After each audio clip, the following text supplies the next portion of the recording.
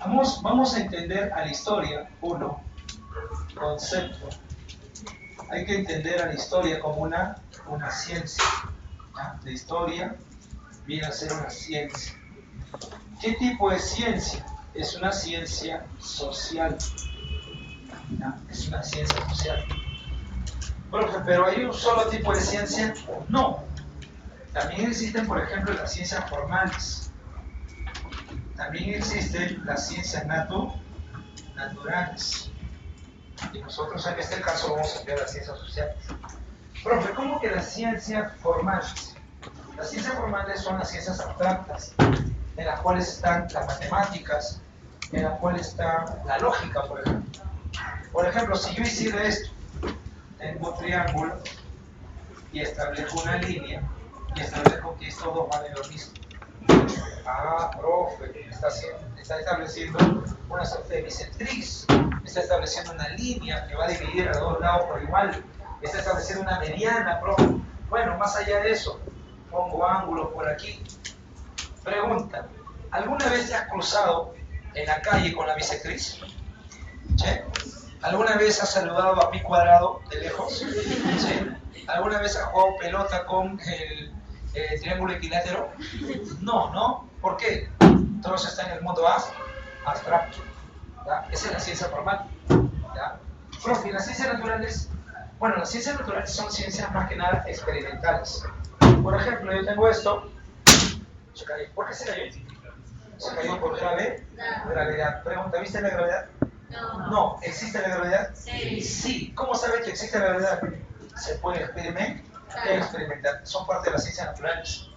Es parte de alguna ciencia que tú llamas física. ¿Ya? Entonces tenemos ciencias formales, ciencias naturales o experimentales, pero también tenemos la ciencia social, ¿no? Entonces, en ese campo de la ciencia tenemos un tipo de ciencia en especial, la ciencia social. ¿La historia es la única ciencia social? No, la geografía también lo es, la economía también lo es. Es una ciencia social cuyo objeto de estudio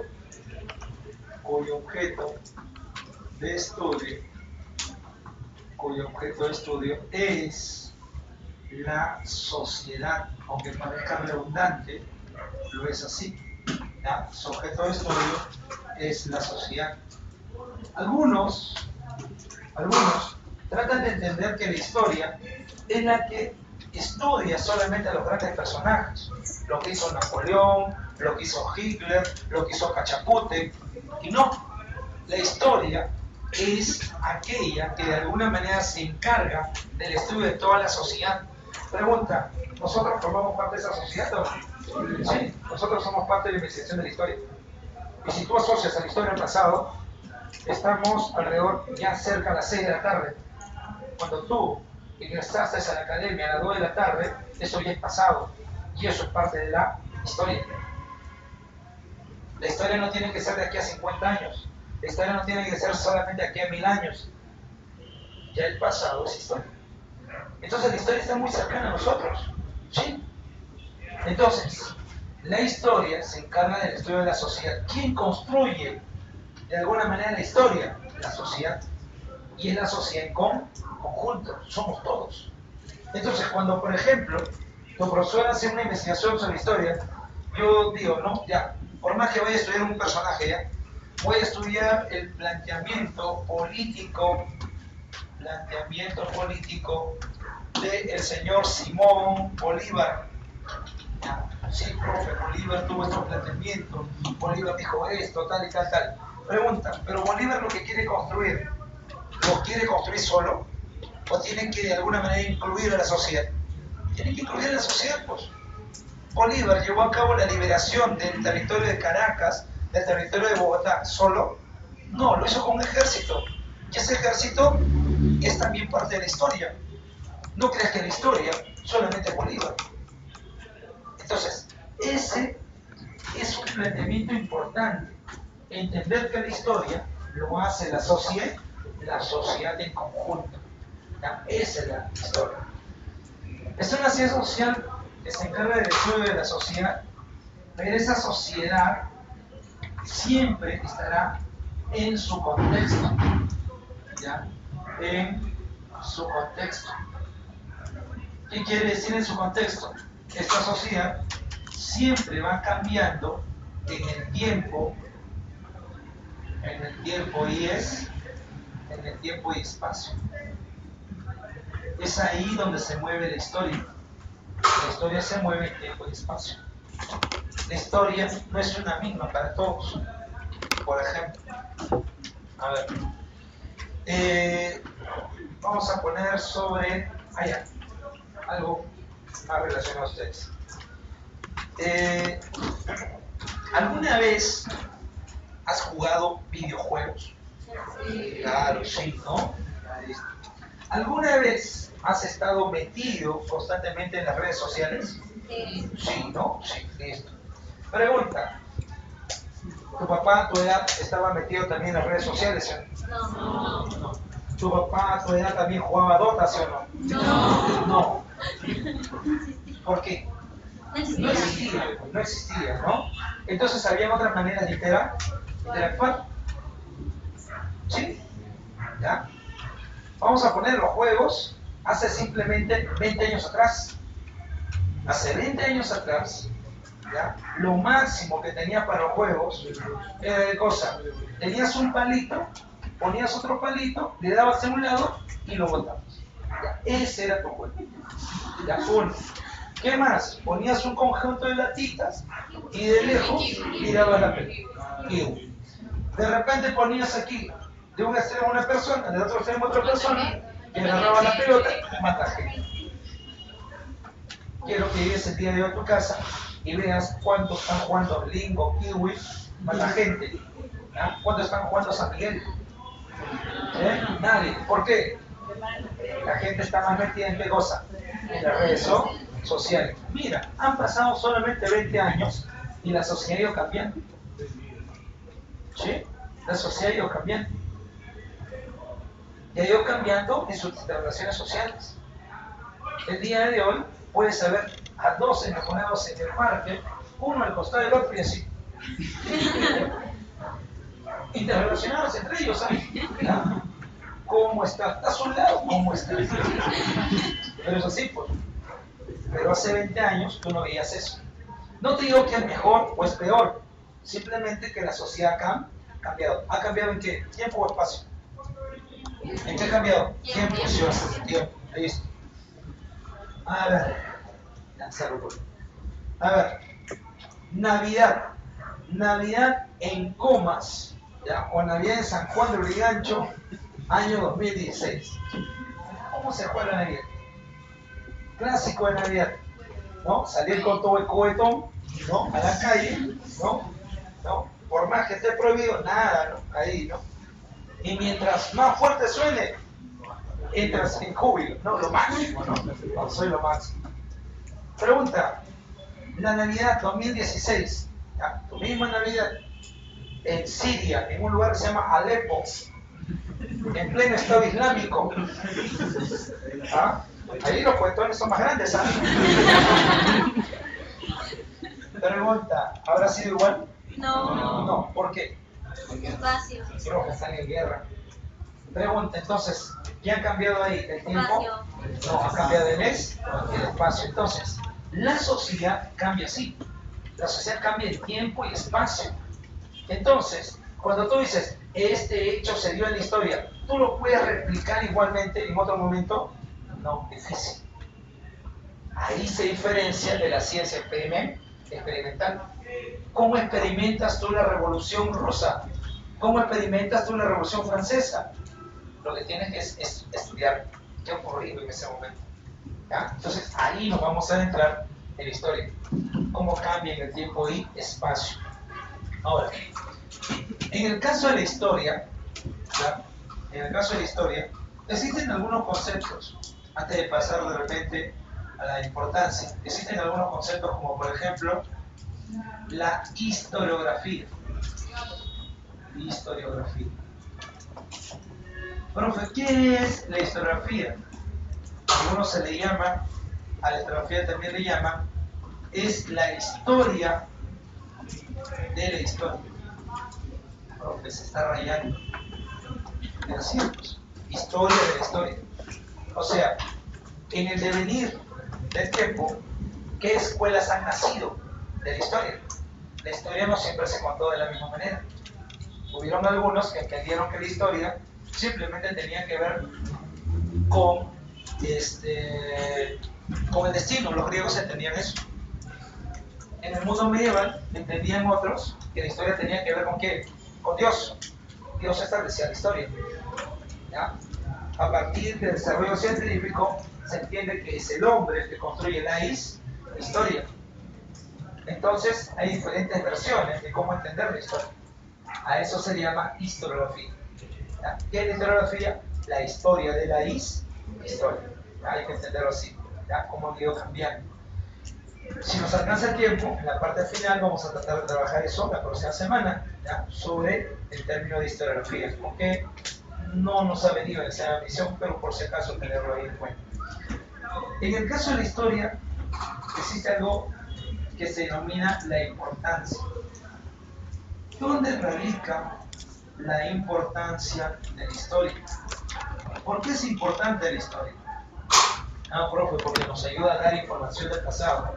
Sí, ¿ya? Nos ayuda a tener información del pasado, pero esa información del pasado me debe servir para algo, para comprender qué cosa es el presente, pues tengo que comprender lo que ocurre el día de hoy. Por ejemplo, ustedes que son jóvenes sumamente informados, que no están pues con esta cuestión de programas como guerra, ¿no? Además de dólares no les ayuda, ¿no? Que no están metidos pues aquí en la chismosería de la mañana, ¿no? Los programas de espectáculos, ¿no? Son jóvenes sumamente leídos, ¿no? Revisan el diario del país en internet, de alguna manera revisan RT en español, ¿no? Hispan TV, ¿no? Están en otras cosas, ¿no? Por ahí. Tenemos toda esa información a la mano, ¿ah? No necesitas tener dinero, necesitas tener una aplicación simplemente. Si tienes una aplicación, ¿ya? De repente para tomarte fotos, cambiarle, ¿no? Oscurecerlo, blanquearlo, también puedes tener algunas aplicaciones para poder informarte, ¿ya? No creas que lo que existe en televisión abierta es toda la verdad. Ahora, ¿quién define qué es la verdad?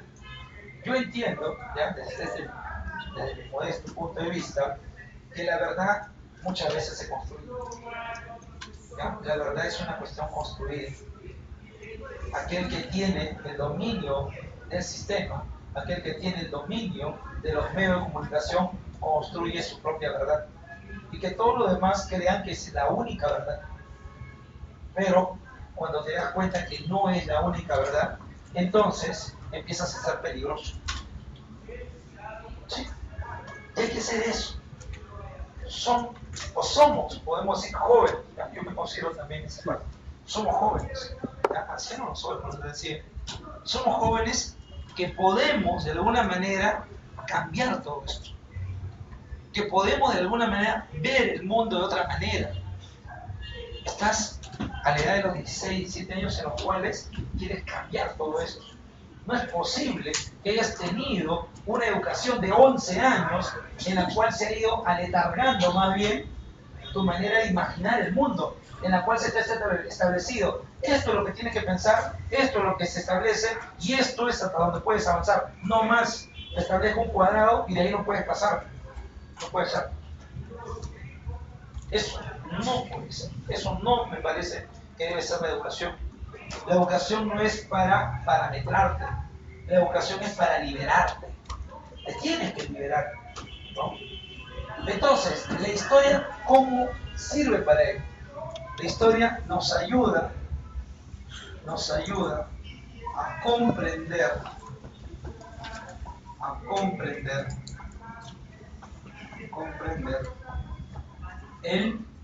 el presente. Pero para comprender el presente, lo tengo que comprender a través de ¿qué?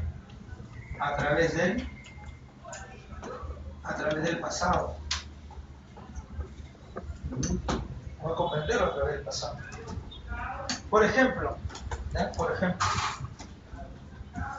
tú has visto esta última marcha, ¿ya? Que ha habido por parte de Ni Una Menos, ¿no? La mina de Con mis hijos no te metas, ¿ya? Con mis hijos no te metas. Y una de las cosas que ocurría era que le preguntaban a la gente, ¿no? ¿Por qué está protestando usted? ¿Ya? ¿Conoce por qué está? No sabía qué decir. Pregúntele al pastor, él sabe, ¿no? ¿Ya? El pastor sabe. Y ese es tu problema, Luis. Tú piensas por ti mismo. Mi objetivo es no que tú pienses igual a tu profe. Mi objetivo no es que pienses igual a mí. Mi objetivo, ¿cuál es? Que tú pienses por ti mismo. Aprende a pensar. Entonces, para aprender a pensar, para empezar a reflexionar, primero tengo que saber dónde estoy parado. Y muchas personas no saben ni dónde están paradas. A veces tu mismo profe no sabe dónde está parado. El profe está parado en la tarima, pues está parado aquí en la academia. No, tengo que saber cuál es mi realidad. Tengo que partir de eso. A veces duele. A veces duele, ¿por qué? Porque los primeros, o con quien tenemos que ser más críticos, es con nosotros mismos. ¿Cuáles han sido nuestros problemas en el colegio? ¿Por qué estás en la academia? ¿Por qué estás en la academia? ¿Por qué no pasaste del colegio de frente a la universidad? ¿Por qué? Profe, no me enseñaron también, pues, lo necesario para yo poder llegar a las... Pero tú también, haz tu mea culpa. En cuarto año o quinto año estabas pensando en ingresar a la universidad. Si yo hubiese dictado una clase de historia, así como lo estoy haciendo en este momento en quinto año, ¿hubieses hecho caso en 3 horas? De la misma manera, creo que no. ¿Cuál hubiese sido la diferencia? Profe, pero es una nota. Yo aquí no te voy a poner ninguna nota. Pero la diferencia es que todo lo que yo te voy a dictar te va a servir para algo que se llama examen de admisión. Y en el examen de admisión no hay que me quedé con poquito, que me faltó tanto. Ahí es simple. ¿Ingresaste o no ingresaste? Se acabó. Entonces, hay que comprender nuestro presente. Y para comprender nuestro presente tenemos que, de alguna manera, conocer qué cosa es el pasado. ¿Tú crees que el problema educativo viene solamente de estos años? No. ¿Tú crees que el problema educativo simplemente viene de la época de Fujimori? No. Hubo una época en la cual no había examen de admisión. ¿Sí? Hubo una época en la cual no había examen de admisión. Pero a pesar de que no había examen de admisión, se establecía que solamente una élite pudiera aquí llegar a la universidad. No había examen de admisión, es cierto, pero era un poco lo que sabían leer y escribir. Gran parte de la población estaba marginada, inclusive de votar, simplemente por ser algo que se llama analfabetos. La primera vez que los analfabetos votan en el Perú, 1979. Eso se vio instaurado con el señor Don José de San Martín. Y eso recién se vio instaurado en 1979. Entonces, somos un país en construcción. Somos un país nuevo de alguna manera. Y nosotros tenemos que construir. Entonces, ahí está la otra importancia de la historia. Nos ayuda a comprender el presente a través del pasado y proyectar el futuro.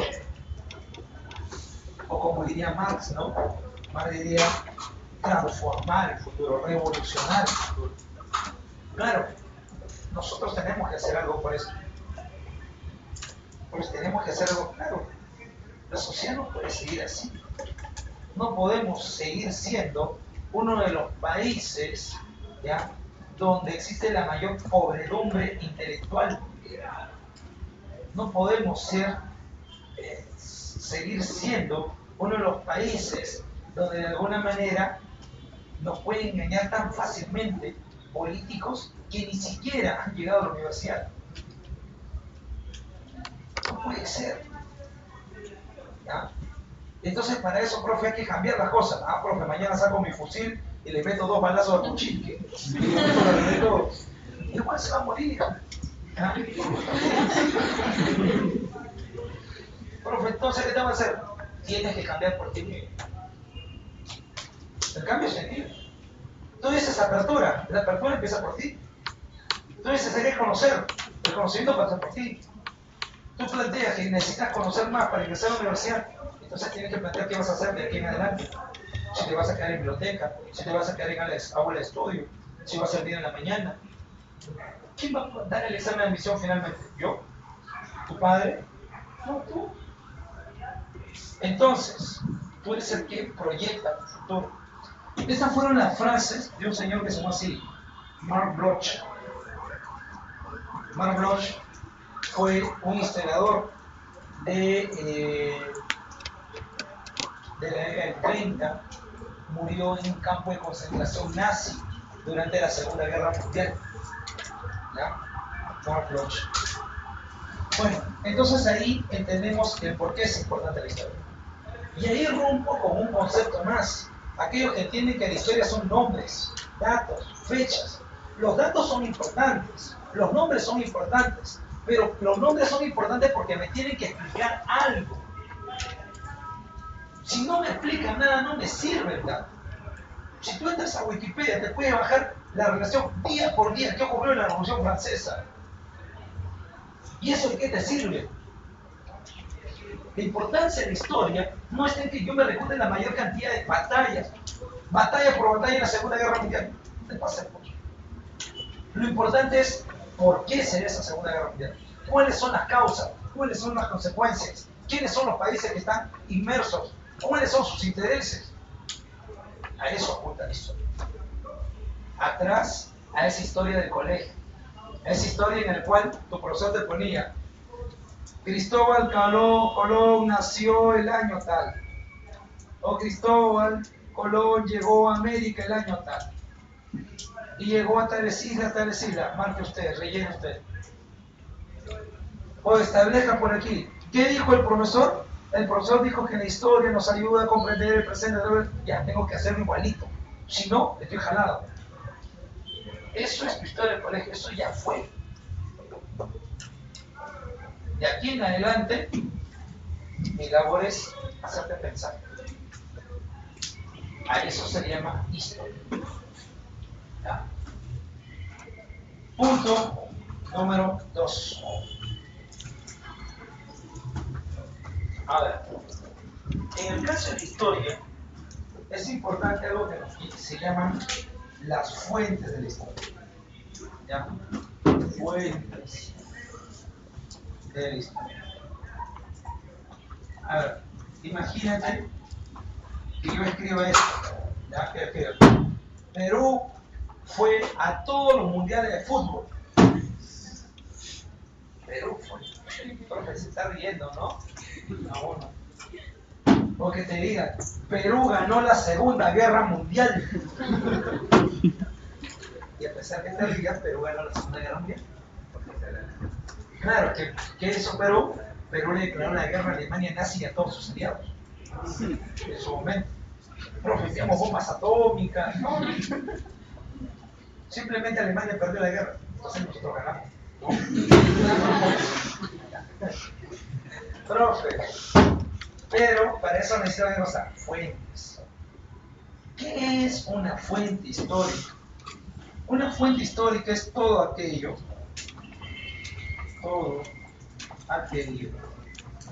que me sirve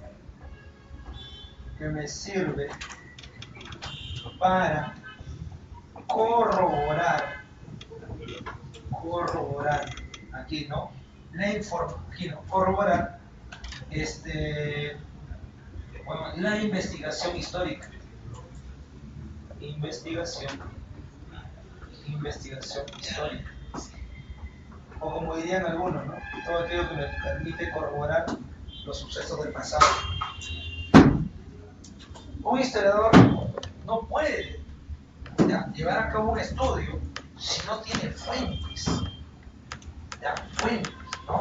Imaginemos, yo le digo: ese joven de allá, que lo estoy mirando fijamente, ya tiene 3 anuales. El joven se achole: a ver, profe, ¿qué pasó? No, yo no tengo 3 anuales. No, más, profe. No. Si no, vamos ahí a la computadora, en la coordinadora, ahí debe estar los siglos en los cuales he estado. Esa información que tiene la computadora, ¿qué es? Es una fuente. Entonces yo no me puedo mandar así nomás, ¿no? Imagínate que yo dijera, ¿no? Don José de San Martín proclamó la independencia del Perú descendiendo de un ovni. No, pues. Pregunta, ¿en la literatura sí se puede dar ese lujo? La literatura sí, la historia no. Profe, uno más, el otro no, son simplemente diferentes. Ahora, en el caso de las fuentes de la historia, existen estas fuentes.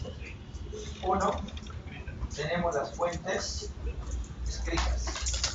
Claro, cuando tú te refieres al historiador, casi siempre se refiere al historiador como una suerte de ratón de biblioteca, ¿no? ¿Qué es un historiador? Aquel que está leyendo, su vida es leer, su vida solamente es investigar, nada más, ¿no? Y así morirá leyendo, ¿no?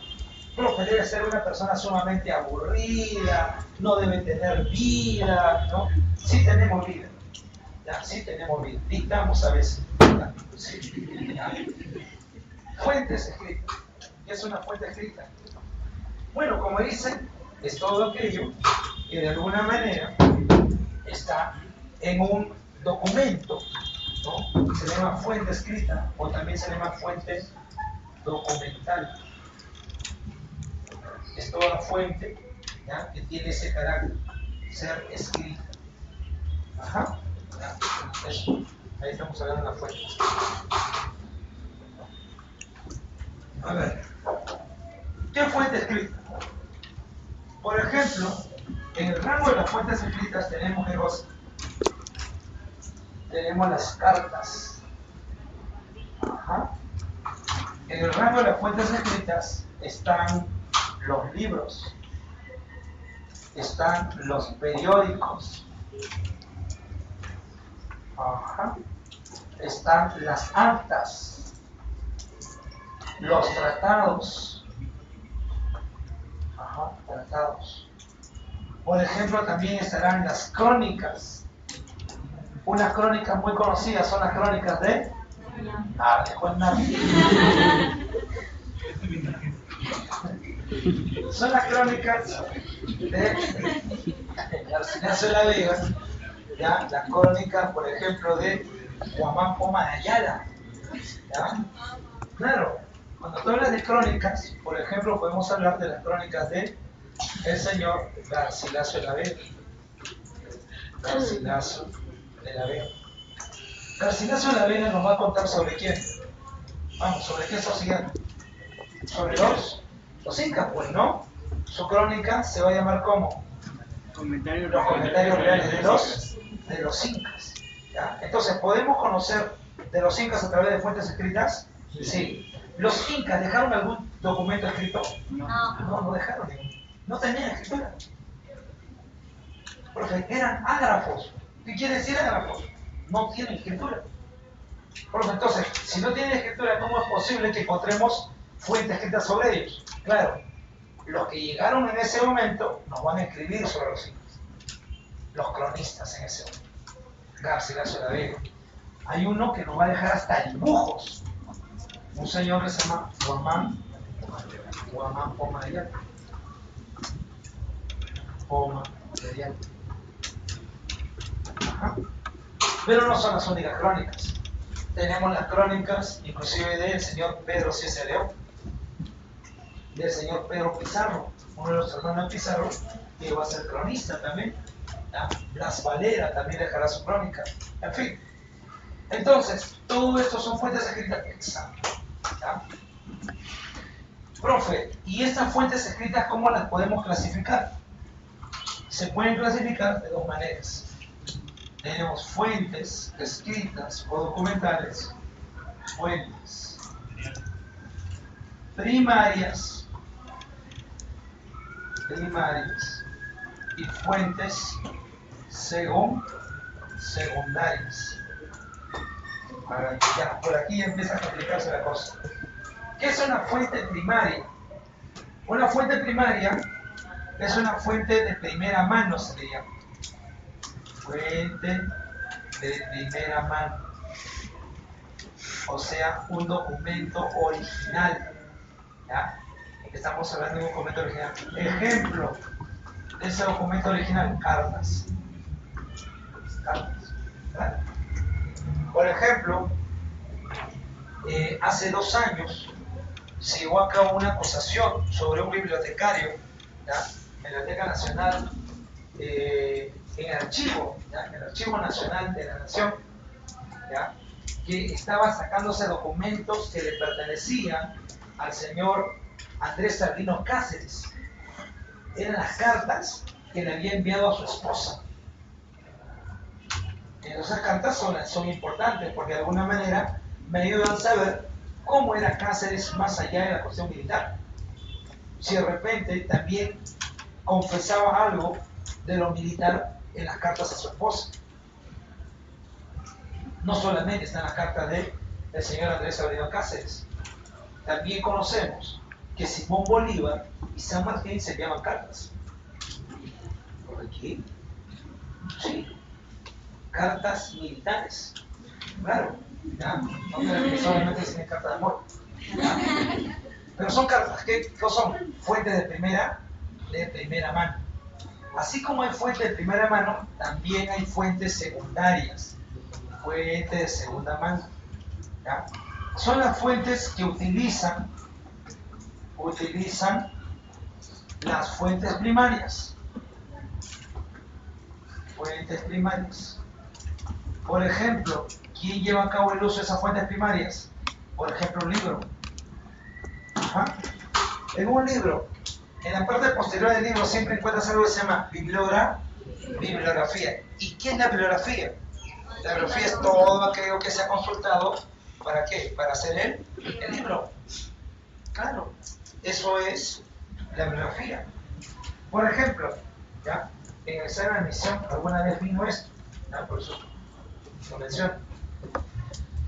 O inclusive en el simulacro del examen de admisión de San Marcos, ¿ya? En este último simulacro, decía,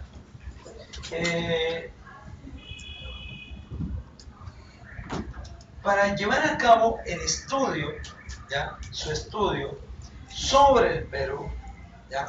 Tal autor utilizó las crónicas, ¿ya? Utilizó la crónica de Garcilaso de la Vega, siendo esta un tipo de fuente. 2 puntos. ¿Qué tipo de fuente? Es una fuente escrita, ¿ya? Pero me está hablando de quién? Me está hablando de la crónica de Garcilaso de la Vega. Alguien utilizó esa fuente, ¿ya? La crónica de Garcilaso de la Vega, ¿para qué? Para hacer su libro. Pregunta, pero me está diciendo, la crónica de Garcilaso de la Vega sería, ¿qué tipo de fuente? Sería una fuente primaria. Fuente primaria y es escrita. Eso era claro.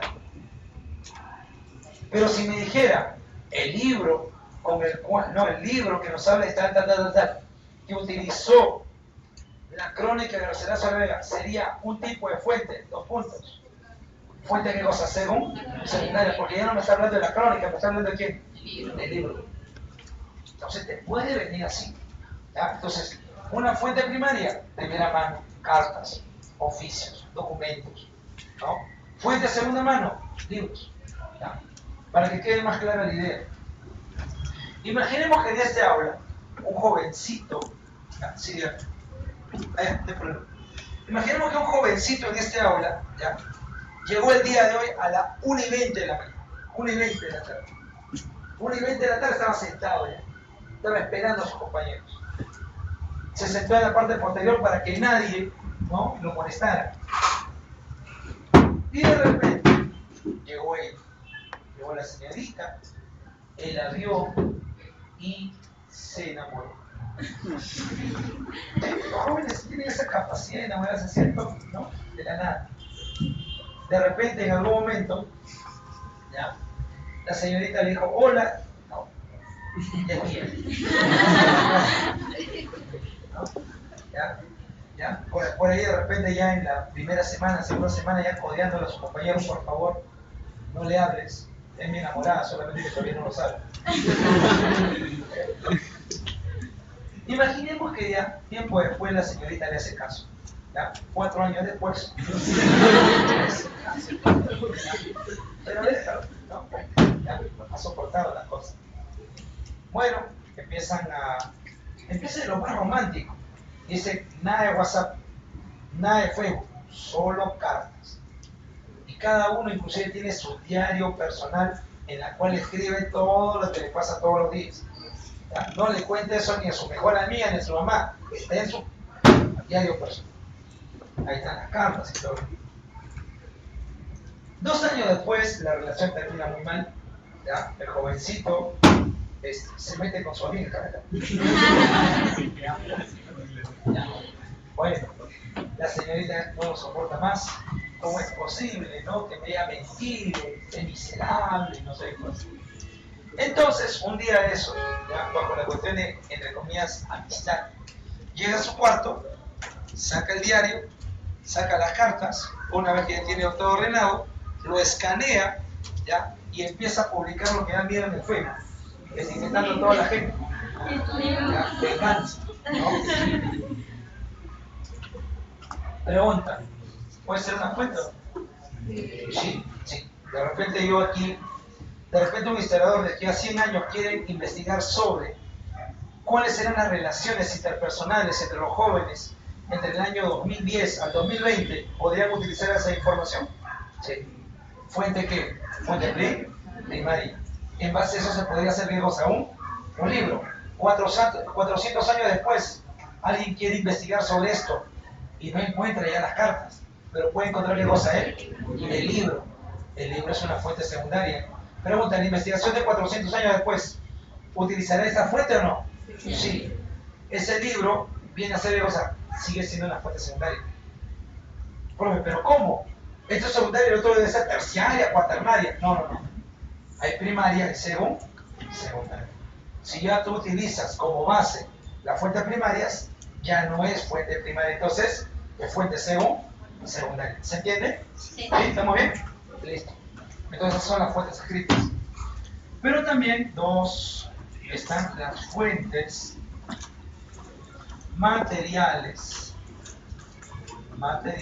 o arqueológicas. ¿Ya? ¿Qué son las fuentes materiales o arqueológicas? Son los restos materiales que ha ido dejando el hombre en su paso por la historia. ¿Ya? Así de manera general, son entonces los restos materiales que ha ido dejando el hombre en su paso por la historia. Ajá. Pregunta, si encontramos la cabeza de un dinosaurio, ¿será una fuente de material arqueológica? No. ¿Por qué? ¿Es un resto material, profe? ¿Pero lo dejó el hombre? No, pues. ¿Ya? No lo dejó el hombre. Profe, ¿quién lo dejó entonces? ¿Los dinosaurios vivieron en la misma época que el hombre? No.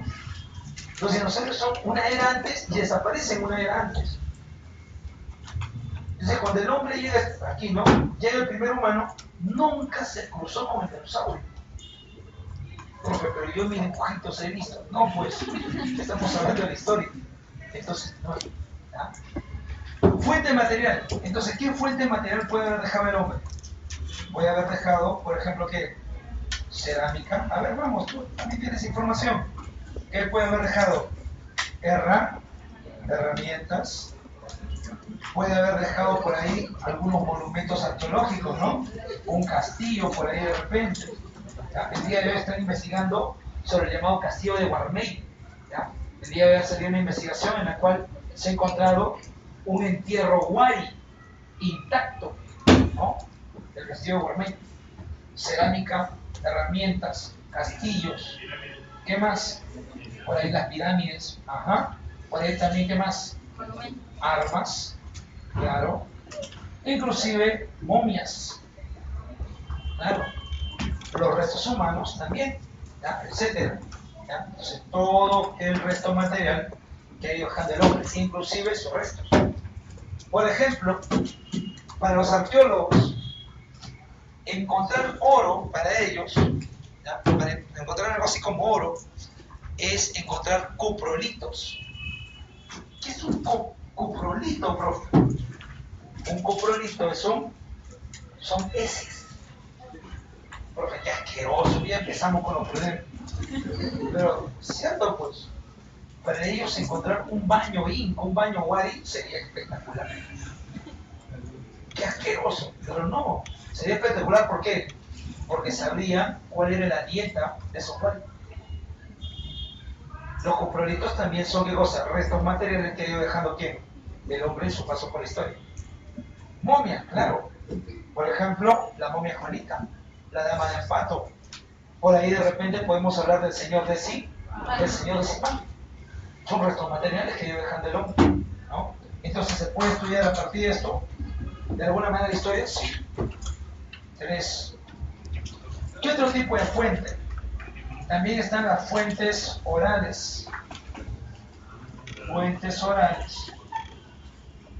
O las fuentes volumen, o las fuentes orales, o también fuentes testimoniales se llaman. Testimoniales. ¿Ya? A veces ocurre esto, ¿ya? Imaginemos que sea un accidente, ya está saliendo a las 7 de la noche, ¿no? De la academia, y de repente se da el choque de 2 metropolitanos, ¿ya? Se han cruzado no sé cómo, ¿ya?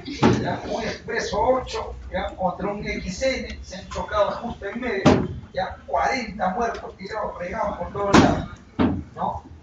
Y la clásica, ¿no? Viene la reportera y dice, ¿y usted ha visto, ¿sí? cómo ocurrieron las cosas, ¿no? ¿Cómo quedó ese brazo aquí en otra parte? ¿No? Te va a preguntar, ¿y tú puedes de alguna manera informarlo o no? Claro, esto testimonio, es una fuente oral.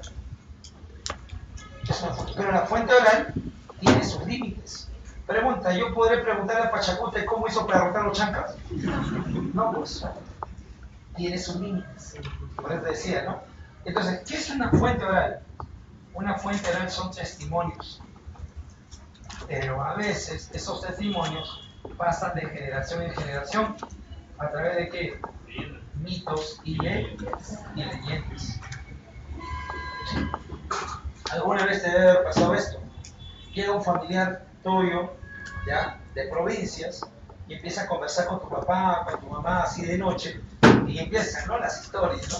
Oye, en el pueblo, ¿recuerdas esa señora que no era viuda y que vivía cerca de la laguna y que la laguna tenía vida y que nos contaron que por ahí fue la gente, ¿no? Por ahí penaban, cierto tío fue por allá y nunca más apareció, y tú estás así, ¡ay, Max, qué bacán! ¿No? Después no puedes dormir, estás así, ¿Cómo se habrán enterado de eso? ¿En qué libro lo habrán leído? ¿Lo leyeron? No, es una fuente oral que se iba trasladando de generación en generación, a través de mitos o a través de leyendas. ¿Sí? ¿Se entiende? ¿Estamos bien? Fuentes orales. ¿Ya? Yo te cuento esto también. ¿Ya? Había un profesor de historia, y esto sí es verídico, universitario campeón en el año 2015, me parece, ¿sí? En Huancayo, ¿ya? En Huancayo, 2013, bueno, no me acuerdo exactamente, ya. La cosa es que campeón en Huancayo. Y el profesor, en ese momento, bueno, como agosto era diciembre, se fue a Huancayo. ¿Ya? Llegó un día antes del partido, ¿para qué? Para comprar su entrada, para hospedarse, ¿ya? Y para ver pues la final, ¿no? La final del centralizado. Y bueno, después de eso ya ¿no? Desapareció por 2 días, ¿no? Ya hay que haber estado, ¿no? Me imagino. ¿Ya? La cosa es que 2 días después, en el Facebook, empezó a escribir. Y dejó la información, decía, ¿no? Y esto ocurrió, y el primer día llegué, y esto es lo máximo, estar en la trinchera, ganar un partido, ¿no? Y esto fueron los goles. ¿Qué estaba escribiendo él? Su crónica. ¿Qué estaba ocurriendo entonces? Su testimonio lo estaba pasando de cosa a escritura. O sea, una fuente oral se estaba transformando en qué cosa? En una fuente escrita. Ojo, cuando tú hables de crónica, no creas que solamente existe la crónica, ¿ya?, de Garcilaso de la Vega o vamos por allá la lejana. También existe la crónica, por ejemplo, deportiva. Hay algunos alumnos que están orgullosos. Profe, Alianza goleó 7-2, lo máximo. De aquí que venga Bayern, ¿no? Pero es su crónica, puede escribir su crónica, ¿no? Después lo dicen la realidad. Ya, pero bueno, cuatro fuentes orales. Además de las fuentes orales, también podemos hablar de las fuentes etnográficas. ¿Ya? Las fuentes etnográficas o etnológicas. ¿Y qué son las fuentes etnográficas o etnológicas? Son las costumbres y tradiciones, ¿ya?, que tienen un tipo de representación vigentes hasta el día de hoy, que tienen una vigencia hasta el día de hoy.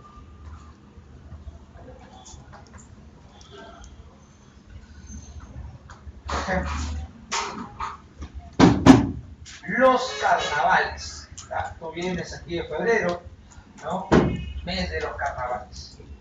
Pregunta, ¿cómo se celebra un carnaval en el Callao? ¿Ah? Pintura, ¿no? ¿Ah? Sí, ¿no? Paro, todo, ¿no? ¿Ah? ¿Cómo se celebrará un carnaval en Campoy? ¿Ah? ¿Ah? ¿Al hueco? No. No.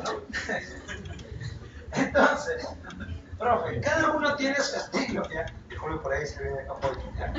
Entonces, cada uno tiene su manera de celebrar su carnaval. ¿Los carnavales siempre se habrán celebrado de la misma manera? ¿No? ¿Cómo se celebra un carnaval en Cajamarca? Es otra cosa, ¿no? También hay pintura, pero también hay jolgorio, hay baile. Un carnaval en Huancayo. ¿No? Con cortamonte y todo, ¿no? Ajá. Pregunta, ¿en Comas, cortamonte? Nada, ¿no? Algunos todavía sí lo hacen. En Canto Grande, en Comas, pero son, ¿qué cosa? Migrantes. O son de alguna manera los hijos de migrantes. ¿Qué es lo que están haciendo? Están manteniendo costumbres que son de Huancayo, de Jauja, que son de repente, no sé, de la selva, pero traen sus costumbres. ¿Ya? Otro ejemplo. ¿Ya? Otro ejemplo. Terminan de techar una casa y ¿qué es lo primero que van a hacer? ¿Ah? Le ponen su cruz de madera, ¿ya? Le ponen sus flores, le ponen abajo su champán y abajo están con su piedra. ¿Sí o no? Hay que bajárselo, ¿no? Pero si el padrino está establecido, el padrino es el único que tira la piedra. En cambio, si no hay establecido el padrino, todos hacen fila y a ver quién se lo baja. Pero es así, ¿no? Inclusive en otros ya un poco más ya civilizados, agarran su martillo y ¡plac! Revientan el champán. Otros todavía, ¿no? Con piedrita, ¿no? No hay problema. Una vez que termina eso, el que es padrino trae una caja de cerveza. La madrina saca una bolsa con caramelos y empieza a lanzar. ¿Por qué? Porque es la costumbre. Pero es una costumbre muy andina. Pregunta, ¿ocurrirá lo mismo? Cuando terminan de construir este edificio, ¿ya? 8 pisos. ¿Tú crees que aquí los profesores estaban abajo con su piedra para bajarse el champán? No, pues. Tenía que ver con cortar, ¿qué cosa? Una cinta. Es otro tipo de costumbre. ¿Ya? Y algo final, por ejemplo, para ver estas costumbres. ¿Cómo es un velorio? La clásica de un velorio. La gente de repente un poco triste, ¿sí? De repente por ahí, el cafecito, la galletita, ¿no? Y es así, ¿no? En algunos casos, ¿qué es lo que hacen? En algunos casos lo llevan al café, ¿no? Pero otros se siguen manteniendo la costumbre de que tiene que ser en la casa. Ahí pasó sus últimos días y ahí tiene que ser. Pero otros ya pasan a otro extremo ya. Ya ni siquiera el cafecito, roncito, no. cajas y cajas de cervezas, ¿ya? Con un grupo de chicha en vivo, ¿no? Chacalín y sus estrellas, lo máximo, ¿no? Lo hacen bailar el cajón y todo eso. ¿Por qué? ¿Qué está pasando? Está cambiando la costumbre. Pregunta entonces, ¿la costumbre es una misma por siempre? No. No, también cambia. Profe, y ese cambio también nos ayuda a entender qué cosa. La historia, ¿sí? Son fuentes etnográficas. 5. También tenemos las fuentes audiovisuales. Ajá. A ver. Fuentes audiovisuales. Tiene que ver con audio y video. Es audio y video que ha ido dejando el hombre en su paso por la historia. Pregunta, ¿podemos encontrar videos de la época de Pachacútec? No. ¿Podemos encontrar de la época de San Martín? Tampoco. Más o menos a partir de cuándo podemos encontrar videos. A partir de la década del siglo XX, ¿no? Principalmente la segunda mitad del siglo XX. Aunque también hay videos de la primera mitad, ¿no? Por ejemplo, hay videos de Hitler, ¿sí? Hay videos de la muerte de Stalin. La vez pasada estaba viendo, ¿ya? Había un video de la BBC que habían dejado videos sobre la muerte de Stalin. ¿Qué más? También tenemos videos, inclusive de la época de Lenin, ¿ya? Revolución Rusa, ¿ya? Audio y video, ¿no? Entonces, ese audio y video bajo diferentes soportes. ¿Cómo se ve? Bajo diferentes soportes. ¿Qué quiere decir diferentes soportes? ¿Alguna vez ustedes han conocido lo que se llama el disco de vinilo? Sí. El disco de carbón. Sí. El sonido es espectacular, ¿ya? Es mucho mejor que meterle tu USB y escuchar cualquier tontería, ¿ya? Es mejor el disco de vinilo. Hay gente que es amante de la música que está regresando a sus tocadiscos, ¿ya? Al disco de vinilo. Aquí en la avenida Uruguay, para el lado de la Plaza Francia, hay gente que colecciona estos discos de vinilo. Pero también alguna vez he escuchado sobre el cassette, ¿o no?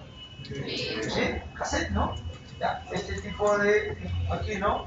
De soporte en la cual había una cinta, ¿no? Se rompía la cinta, no hay problema, agarraba, le metía tijera al costado, le ponía tu cinta coach y que siga dando vuelta, ¿no? Ahí estaba, ¿no? Era una manera de mantener tu cassette. Entonces, audios y videos bajo diferentes soportes. El día de hoy hay otros soportes. Por ejemplo, ¿alguna vez has grabado algún video estando en el aula de clases, en el colegio? ¿Sí? ¿Ya? No en plena clase, sino digo en el aula de clases. Claro, ¿no? Tienes tus videos inclusive de tu fiesta de promoción, ¿sí o no? ¿Tú te imaginas que de aquí a 40 años tus hijos lo vean? No. ¿Ah? Que lo vean. Que vean cómo se comportaba su papá, su mamá, ¿ah? Cómo le hacía así a la cámara. ¿Sí? ¿Con qué cara le vas a reclamar? ¿Ah? Pero está ahí, pues, es información. Uno de los ejemplos más claros de las fuentes audiovisuales vienen a ser los llamados Bloody videos. En el Perú la corrupción, ¿ya? De alguna manera se pudo filmar. Vladimiro Montesinos en la salita del siglo hizo cómo se pagaba fajos y fajos de billetes a cada uno de los políticos, empresarios, militares que daban su apoyo al régimen de Fujimori. Entonces que los fujimoristas digan, no, pero la corrupción y todo ello, ¿cómo se van a golpear en el pecho diciéndonos en contra de la corrupción si ellos han sido parte de la corrupción? Y lo peor de todo, están filmados. También los audios. ¿Tú recuerdas a este señor Moreno, ¿ya? Este asesor presidencial, ¿no? Lo grabaron. Hay audios, ¿no? Entonces ahí están las fuentes audiovisuales. Entonces, con el tiempo, algunos hablan inclusive de que el día de hoy existen fuentes modernas. ¿Cuáles son las fuentes modernas? Las redes sociales, el WhatsApp. Hay gente que ha caído por un WhatsApp, ¿ya? ¿Qué más? El Facebook. También, de alguna manera, la gente va dejando su vida ahí. Si tú, ¿no? A veces aparece, ¿no? Esto pasó hace 2 años, esto pasó hace 4 años, ¿sí? Imagínate que en algún momento tu hijo tuviera esa opción de ingresar a tu Facebook de aquí a 20 años y viera todas tus publicaciones y viera todo lo que tú escribías, ¿no? Inclusive con símbolos y todo. Entonces ya son fuentes modernas. Ahora, las fuentes históricas se pueden interconectar. Ya, se pueden interconectar. No creas que las fuentes históricas están aisladas. ¿Ya? A ver, pongamos un ejemplo. ¿Ya? Ahora que estamos con esta cuestión de los cataclismos.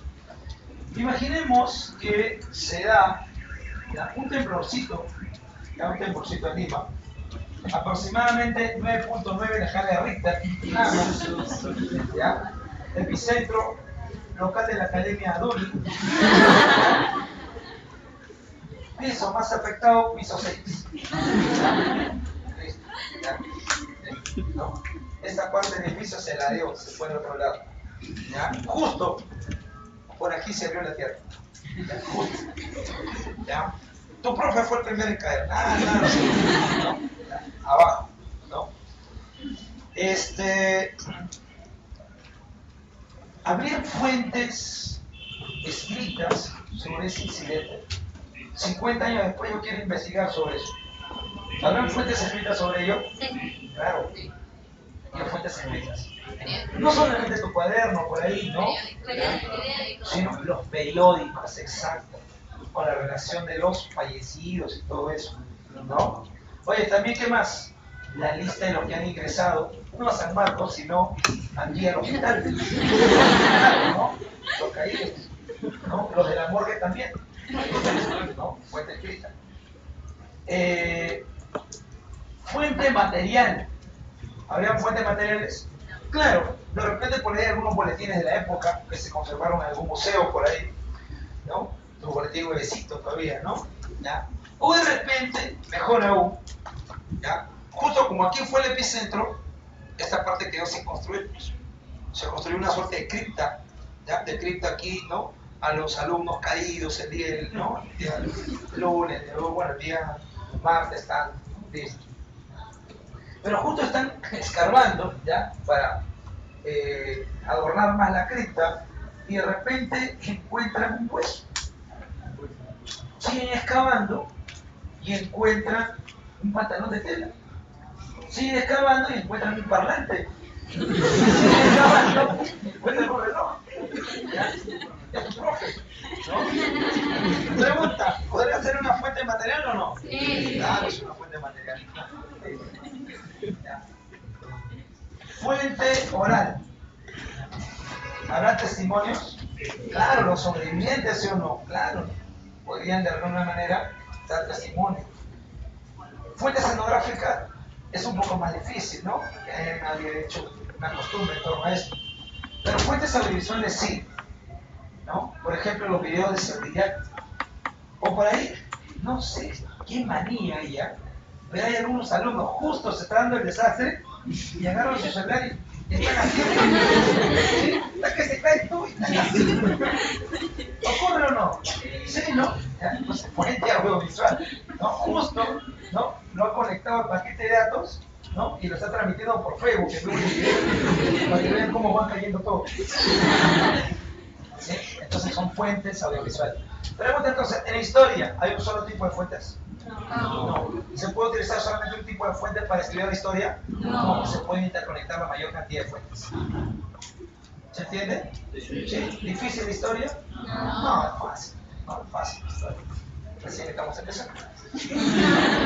Punto número 3. Pero, así como hay fuentes de la historia, también es necesario trabajar además ciencias auxiliares. ¿Qué son las ciencias auxiliares de historia? Primero, partir de que son ciencias. ¿Ya? Son ciencias. Principalmente ciencias sociales. ¿Ya? Son ciencias, por ende, tienen su propio objeto de estudio. ¿Ya? Son ciencias independientes independientes de la historia. ¿Ya? Son independientes de la historia. Colaboran con la historia y la historia también colabora con ellos. ¿Ya? Entonces hay esa relación. ¿Ya? Ciencias independientes de la historia. Pero que apoyan a la historia y se apoyan de la historia. Y se apoyan de la historia.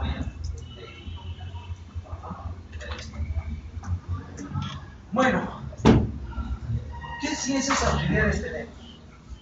Por ejemplo, imaginemos, a ver, la batalla de Ancón en plena guerra con Chile. Habrá sido igual a la batalla en Jauja con las tropas de Cáceres. ¿Habrá sido igual o no? No, ¿por qué? ¿Dónde está la diferencia? ¿La cantidad de soldados? No. ¿Dónde está principalmente la diferencia? Porque está en el lugar, la zona accidentada. Pregunta, ¿quién me podría dar mayores datos sobre esa zona?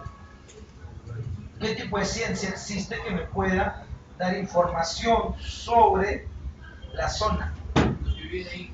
Vamos, pero hay una ciencia. ¿Cómo se llama esa ciencia? La geografía. Entonces, yo puedo utilizar la geografía. ¿Qué estudia la geografía? Estudia la relación entre el hombre y la naturaleza o su medio. El hombre y su medio y la naturaleza. Entonces, así me puede ayudar la geografía, ¿no? A ver, imagínate que de repente todos los jóvenes aquí se les va a pagar $300 por jugar un partido de fútbol. ¿Lo hacen o no? Claro, profe. El partido de fútbol es a la medianoche en Cerro de Pasco. ¿Ah? Tiene que durar todo el partido, los 90 minutos. ¿Le haces o no? 12 de la noche, Cerro de Pasco. No solamente el aire, ¿no? Una helada, ¿no? Te quedas ahí congelado. Yo recuerdo, hace un tiempo atrás, cuando todavía existía el llamado Unión Minas, ¿ya? Unión Minas de Cerro de Pasco, ¿ya? Estaba jugando la U con el Unión Minas, ¿ya? Y hubo un jugador de fútbol, un argentino, que se lanzó una carrera de media cancha, ¿ya? Rossi se llamó, ¿no? Y hizo un gol todavía. Se tiró en ese momento, ¿ya? Luego de hacer el gol. Ninguno de sus compañeros fue a felicitarlo. ¿Por qué cree que no fue a felicitarlo? No, la altura, pues. Más bien, lo único que llegó en ese momento fueron los paramédicos con un balón de oxígeno, ¿no? Pero es eso, esa es la altura, ¿no? Geografía, entonces. Pero si yo quiero estudiar los cambios en torno a en cuanto a el ingreso de la población en los últimos 30 años, ¿cómo se ha dado esos cambios? Eso tiene que ver con la economía, ¿no? La relación del hombre y producción. Creo que el profesor de economía te puede dar mayores luces sobre esto, ¿no? Economía. Pero también yo podría hacer uso de la sociología. ¿Y la sociología de qué se encarga? Se encarga principalmente del estudio de los llamados movimientos sociales. ¿Alguna vez ustedes han escuchado sobre la protesta en Puente Piedra? ¿Sí? ¿Por el peaje? ¿Se acuerdan o no? ¿Ya? Entonces, la sociología me tendría que explicar por qué los movimientos sociales, por qué han sido tan recurrentes, por qué han tenido que llegar inclusive a que se dé la quema, por ejemplo, de la garita, ¿ya? De control. ¿Por qué no se ha dado ello y por qué el Estado no reaccionó antes? Entonces, ¿quién me tiene que dar información sobre eso? La sociología. ¿Qué más? También tengo la antropología. Imagínate estoy de repente excavando mi casa, en mi terreno, y me encuentro con un huaco y no sé de qué cultura es. ¿Quién me podría dar información de qué cultura es? ¿Cuán antiguo es? La arqueología. La arqueología estudia los restos materiales, pero dejados por quién? Dejados por él, por el hombre. Ah, dejados por el hombre. Pero también existe otra ciencia que se llama así, se llama la antropología. ¿Y qué es la antropología? La antropología se encarga del estudio principalmente del hombre. ¿Ya? Antropología, estudio del hombre. Estudio del hombre. Pero si bien es cierto estudia al hombre, lo estudia en sus dos vertientes. Existe el antropólogo cultural y existe el antropólogo físico. El antropólogo cultural, ¿qué es lo que investiga? Tradiciones, costumbres. ¿Ya? Las tradiciones y costumbres presentes en el hombre. Ese es un antropólogo cultural. Pregunta, ¿me tendré que ir de Lima para saber sobre las tradiciones de los diferentes pueblos del Perú? ¿Me tendré que ir de Lima? No, ¿en Lima existen migrantes o no? Claro, tengo un amigo que está en una fiesta ya de Huancayo desde el día domingo. Ya, hasta ahorita no sale, no sé cuándo va a terminar. Pero bueno, esa es la tradición, es la fiesta. ¿Ya? Pregunta, ¿en Lima podrá haber fiesta de los cajamarquinos o no? ¿Sí? ¿En Lima podrá haber fiesta selvática o no? Sí. También. Pregunta, ¿en Lima habrá comida selvática o no? Sí. ¿Sí? ¿Habrá comida arequipeña o no? Sí. ¿Ayacuchana? También, no necesitas siempre de Lima. En Lima encuentras a esos migrantes. Claro, que de alguna manera lo encuentras ya un poco más metidos en la cuestión mercantil, comercial. Si quieres comer algún día un plato típico en provincias, ve al mercado. Ve al mercado. Así no te gusta, ve al mercado. ¿Ya? Entonces por aquí el antropólogo cultural investiga eso. El antropólogo cultural inclusive investiga sobre la música. La música ha ido cambiando en el transcurso del tiempo. ¿Alguna vez has escuchado sobre hip hop? ¿Sí? Pedro Mo, Comando Poco Club. ¿Has escuchado o no? ¿Ah? ¿Alguna vez has escuchado sobre Callao Cartel? Claro, ¿sí o no? ¿Ah? Profe, está bien, ¿ah? Estamos en la onda, profe. ¿No? ¿No? ¿Ya? Pero también alguna vez has escuchado chicha, ¿sí o no? Claro. No, profe. Ya, desde el momento que me dijiste no, has escuchado. Así no te agrade, has escuchado. ¿Ya? Los jariñaña, ¿ah? Chacalón, los chapis, ¿sí? ¿Ya? ¿Ya? Los elegantes de la cumbia. Profe, ¿qué? No puede ser, profe, se me está cayendo. ¿Ya? Pero también puedes haber mucho salsa. Salsa dura. La salsa de Callao, los mismos barracones. No es un problema. ¿Tú crees que la salsa peroco es chaca de venta lo que te escuchas por allá? ¿Ya? El único problema es salir desapoyado. Ese es el único problema, ¿no? Ahí sales en la mañana, ¿no? Ni pensar salir a la madrugada. Claro, se tampoco cuenta. ¿Ya? Entonces, también la música va cambiando. ¿Alguna vez has escuchado música clásica o no? Sí. Claro. Ahora, que yo escuche música clásica, ¿quiere decir que no escuche chicha? ¿Quiere decir que no escuche guayno? Puedes inclusive hablar. No es lo mismo Picaflor de los Andes hablar de repente de la mecánica del folclore. No es lo mismo. Así como no es lo mismo hablar de líbido, hablar de narcosis. No es lo mismo. Profe, estamos hablando de qué cosa? La música. ¿Quién estudia todos esos cambios? Antropólogo cultural. Se han hecho inclusive investigaciones sobre el hip hop, sobre el rock subterráneo. Antropólogo físico, ya, pero eso ya, el verdadero, nada que me voy aquí al Naranjal y veo con 6 voltios y creo que soy lo máximo.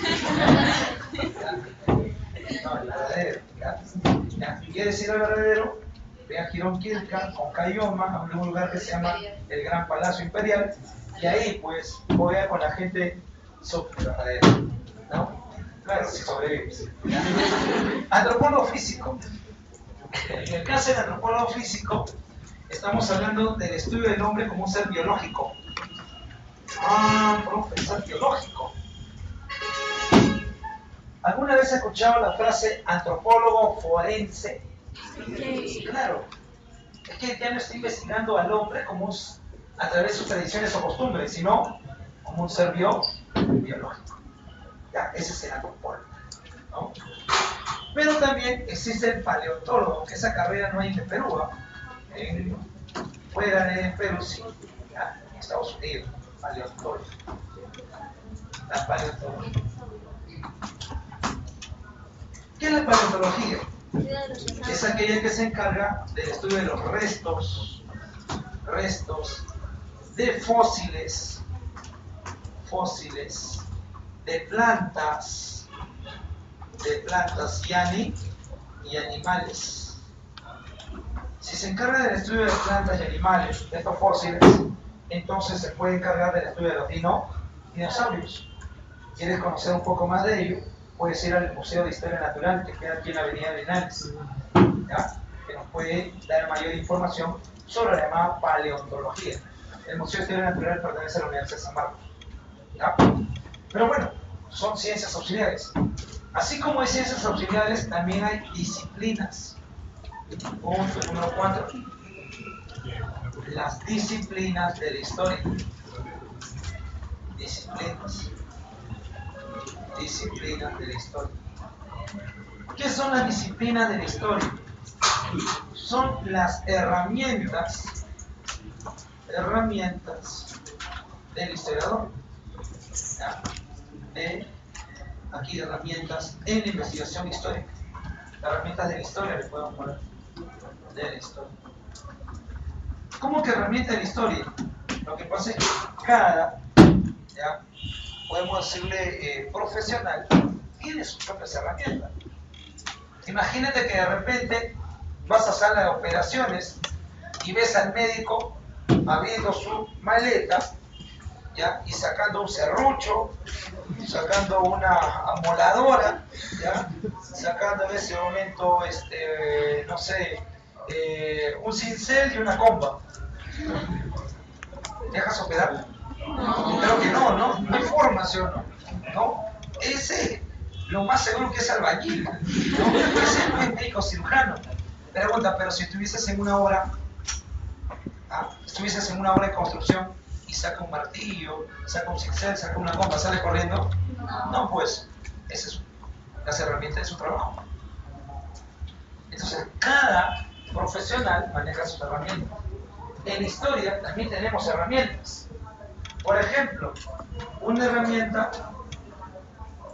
clásica es la paleografía. Paleo, antiguo. Grafos, grafía, tiene que ver con escritura. Entonces, es el estudio para descifrar qué cosa. Descifrar escritura antigua. Pero la escritura antigua debe ser igual a la del día de hoy, ¿no? Por ejemplo, en el Archivo General de la Nación, a veces los documentos del siglo XVI los encuentras escritos de esta manera, ¿ya? Dice así: esta dicha ciudad de los reyes.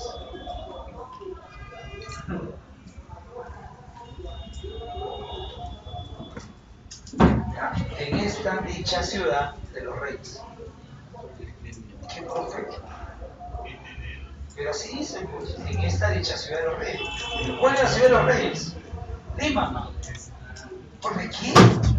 Qué feo que escribían. Pero así era, pues. Y eran los escribanos los que mejor escribían. ¿Quién entonces me ayuda a descifrar eso? La paleografía. Porque qué feo que escribían. ¿Tú crees que es feo? mira lo que escribe tu compañero. Entonces, eso es la paleografía. Pero también existe algo que se llama la numismática. Y aquí terminamos. Hacemos un paréntesis. ¿Qué es la numismática? La numismática se encarga de descifrar qué cosa, monedas. ¿Ya? Es el estudio de monedas. Por ejemplo, el día de hoy, el BCR, el Banco Central de Reserva, acaba de sacar una nueva moneda. Claro, una moneda de colección, habrá que decir. Esta moneda de colección es en torno a los 100 años que cumple la Universidad Católica. La moneda está valorada más o menos en 116 soles, algo así. Es un promedio, no me acuerdo exactamente el monto, pero pasa de los 100 soles. ¿Qué, profe? ¿Y una moneda? Sí, hecha de plata, acuñada de plata. ¿Existen esta moneda de colección? Claro. Si alguna vez vas por el centro de Lima, vas gironeando y vas al BCR, el ingreso es libre, puedes ver todas las monedas de colección. Jóvenes, los invito a esto. Existen museos libres. Sí, tenemos museos libres. Ejemplo de ello. Alguna vez yo le preguntaba esto, yo le decía a mi esposa, ya ahora, ella estudiaba en Villarreal, aquí en el Lex 8. Y mi esposa siempre tomaba su carro aquí en Los de Mayo. Y yo le pregunto, ¿alguna vez has entrado a este museo? ¿Por qué museo? Sí, profe, claro, alguna vez has pasado por Los de Mayo y has visto una estructura de gran tamaño. El museo. Ingreso libre. Porque siempre he pasado, pero no. Ahí está. Pues es un museo libre. Por Girón de la Unión hay un montón de museos. ¿Ya? Inclusive existe algo que se llama el Museo de la Inquisición, al costado del Congreso, y el ingreso es libre. El guiado es libre. ¿Qué? ¿Puedo ir? ¿Ya? Entonces hay que tratar de darse tiempo. La numismática, ¿qué estudia? Estudia las monedas antiguas. Hubo una época en la cual tu papá era millonario. Sí. Tu papá tenía un billete que decía 5 millones de intis. 5 millones de intis, profe. 5 millones de intis. Profe, ¿para qué servía? Para tu papá. Y tu papá todavía lo tenía en fajos, ¿sabes? Tipo monopolio. ¿Sí? Es la época de la tercera Pérez. Pero esos son los billetes, monedas, el inti. Hubieron algunos que empezaron a guardar sus intis cuando se dio el cambio monetario al sol. Y hasta el día de hoy, algunos todavía guardan esos intis. ¿Ya? Tu abuelita por ahí todavía lo guarda. Cree que en algún momento su plata va a regresar. ¿Por qué? Porque era su plata guardada. O sea, no confiaba ni en los bancos, aquí lo guardó debajo de su cama y creía que cuando regresara Ana por segunda vez, le iba a devolver su plata. Ana regresó por segunda vez, pero para llevarse más plata. No, al final no va a regresar eso.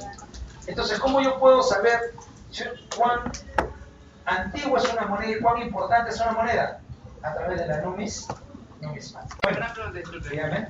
¿Cuál es la diferencia entre disciplina y ciencia auxiliar? La ciencia auxiliar en primer lugar, es una ciencia.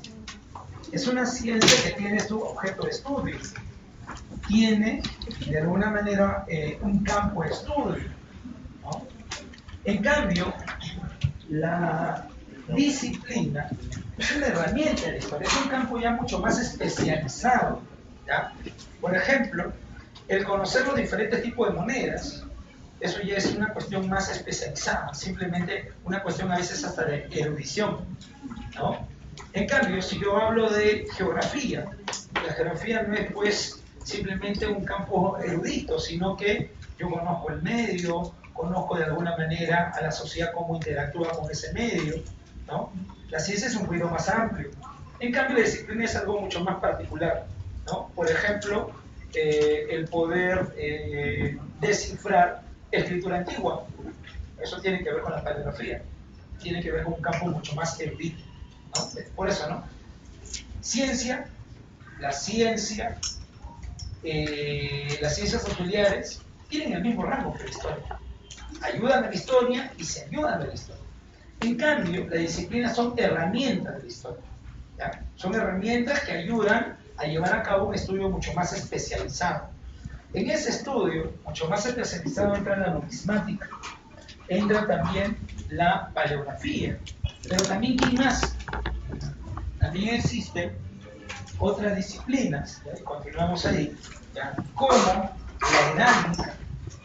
¿Ya? Tenemos aquí a la heráldica. ¿Y qué es la heráldica? La heráldica se encarga del estudio, ¿ya? Se encarga del estudio de escudos y blasones. ¿Ya? Se encarga del estudio de escudos y blasones. Pregunta. ¿Ya? Pregunta. ¿El escudo del Perú es igual al escudo de Chile? No. No, ¿por qué? Ah, profe, tienen símbolos diferentes, pues, exacto. Pregunta, ¿solamente existen escudos nacionales? Pues, existen también escudos departamentales, escudos municipales. Hasta de apellidos. Y claro, hasta de apellidos, hasta de familias, ¿no? Entonces, la heráldica se encarga del estudio de todo esto, ¿ya? De la simbología en torno a esos escudos y blasones, ¿ya? Profe, ¿qué más? También tenemos el estudio, ¿ya? Además de la heráldica, ¿ya? El estudio de la cronología. Cronología. La cronología se encarga del estudio del tiempo. Estudio del tiempo. O de las divisiones en torno al tiempo, ¿ya? O divisiones en torno al tiempo. ¿Cómo que divisiones en torno al tiempo? Por ejemplo, si yo pongo AC o DC, ¿AC qué es? Antecristo, DC, después de Cristo, ¿no? Ahora, pregunta, ¿cuándo nació Cristo? Ah, profe, el año 0, profe. Ah, entonces en Año Nuevo tú deberías estar celebrando el nacimiento de Jesús. ¿Por qué lo celebras el 25 de diciembre? ¿Ah? 24. Claro, el 24, ¿no? 24 medianoche, ya es 25. ¿Por qué lo celebras? ¿Por qué no lo celebras el primero? Y eso que los evangélicos dicen que es el 11. ¿Ah? No, es costumbre.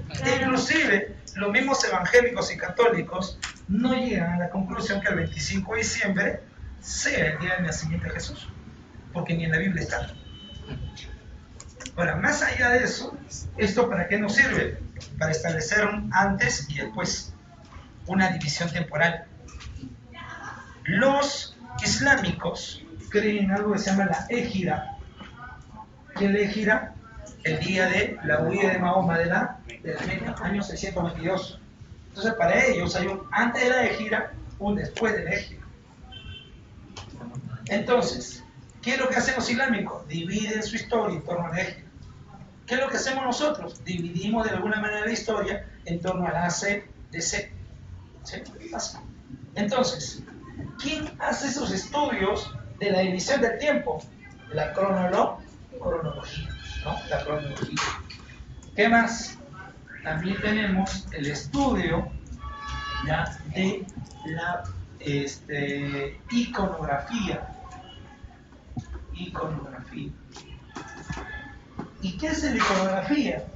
Se encarga del estudio de los dibujos, de los iconos. Ajá.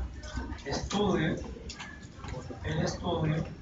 de imágenes, de iconos, de dibujos, ¿no? Entonces, ¿qué representa cada dibujo? ¿Por qué en esa forma? Entonces, la iconografía se encarga de eso, ¿no? La iconografía.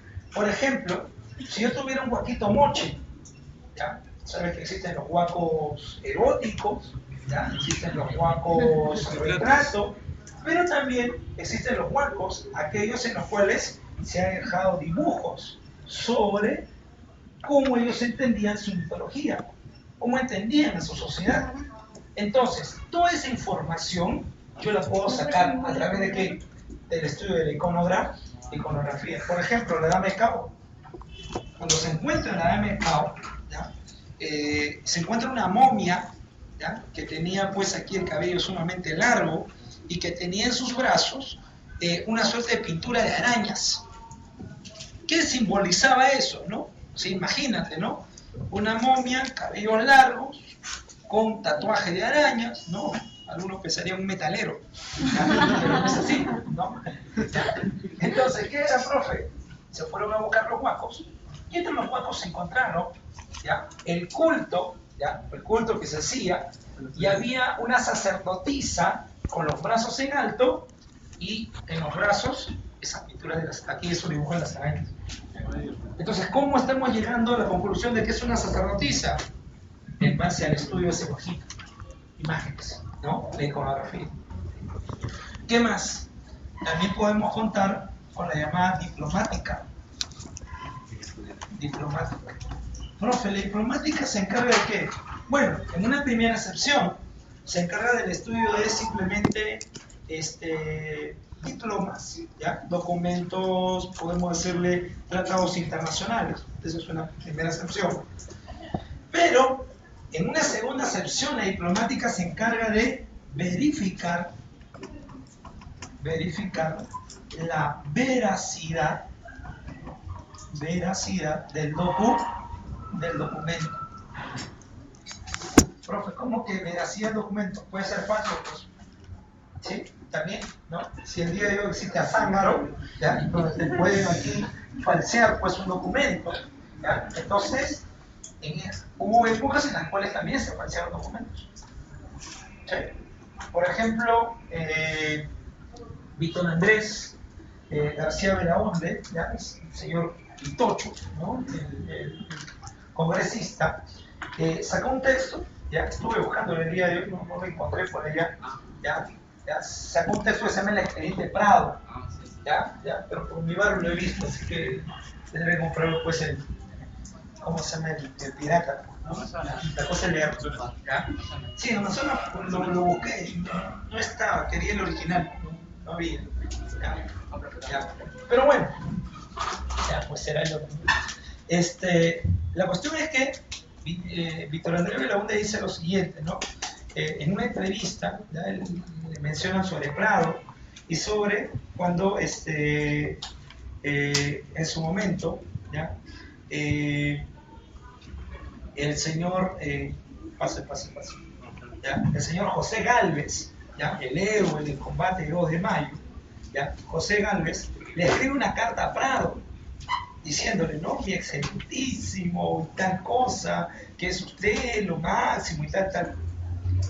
Y Vitocho dice que eso es falso, que en primer lugar nunca le escribió así, ¿ya? Que no le podía decir excelentísimo ni tal, porque había un trato inclusive casi aquí formal entre ellos. Entonces lo más seguro que el documento que está ahí es falso. Entonces, ¿quién me puede decir si es falso o es verdadero? El que rigurosamente estudia los documentos, alguien que trabaja la diplomática, si el sello es verdadero, si la tinta es verdadera, si el tipo de escritura es verdadera, ¿ya? La comparas con otros escritos de la época. Imagínate que hubiera un escrito que diga, ¿no? Yo, Hitler, en plena Segunda Guerra Mundial, me rindo, ¿no? Por el ingreso de Perú a la guerra. Entonces, el documento, pues, ¿no? Entre comillas, ahí está la fuente, ¿no? Pero bueno, busco el documento y veo que no puede ser, pues. ¿Ya? En la parte superior de la hoja dice Stanford, ¿no? Entonces, ahí está la diplomática, ¿no? La diplomática. ¿Qué más? También puedo hacer uso, ¿ya? De la heráldica, iconografía diplomática, también de la epigrafía.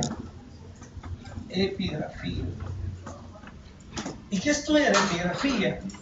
Estudia escritura o inscripciones. A diferencia de la paleografía, inscripciones sobre restos duros, como por ejemplo piedra, hueso o de repente arcilla, ¿ya? Entonces es el estudio de las inscripciones sobre materiales duros. Por ejemplo, si yo tuviera que revisar el libro de Historia del Perú de Lumbreras, no había problema, pues, ¿no? Profe, pero de repente me encuentro otro libro de Historia del Perú de la época de 1800. Bueno, está bien, ¿no? Profe, pero hay algunas letras que yo no entiendo. Bueno, ahí puede ser paleografía, pues, tranquilamente. Profe, yo encontré un documento de 1700 en la cual no le entiendo muy bien su letra, las abreviaturas. Bueno, ahí es paleografía. Estudio escritura. Pero si yo tuviera que estudiar, por ejemplo, ¿ya?, los jeroglifos que se han dejado aquí podemos decirle, sobre la piedra, ¿ya?, en las pirámides, eso ya no es paleografía. Eso es el estudio de ¿qué? Epigrafía. ¿Ya? Tienes una pregunta sobre eso, por ejemplo, ¿no? Epigrafía, objetos duros, ¿no? Inscripciones. Entonces, es así como nosotros utilizamos las llamadas herramientas, llamadas las disciplinas de la historia. ¿Qué punto estamos? Ya pasamos entonces al punto número 5. ¿Ya? Punto número 5. Hablemos entonces también sobre la periodización. Periodización de la historia. Periodización. ¿Qué quiere decir periodización de la historia? Quiere decir cómo se ha ido dividiendo la historia.